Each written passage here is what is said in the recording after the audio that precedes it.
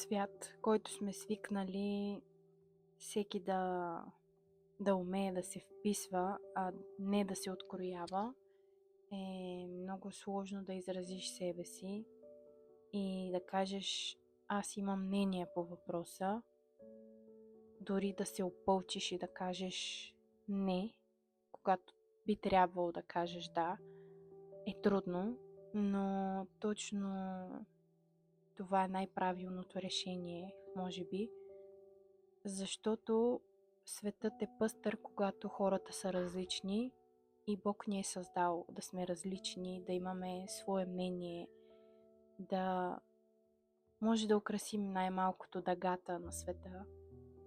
И когато се свиваме, когато казваме да или не, когато не го чувстваме, е неправилно и не би трябвало да се случва, защото замисли се на това.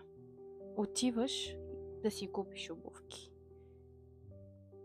Какъв размер обувки си купуваш? По-голям, по-малък или точно твоят размер? Хората забравяме, че понякога се свиваме, за да се впишем. Е същото като да си купиш тесните обувки пред удобните. Не трябва да се случва, защото ти носиш нещо различно в себе си,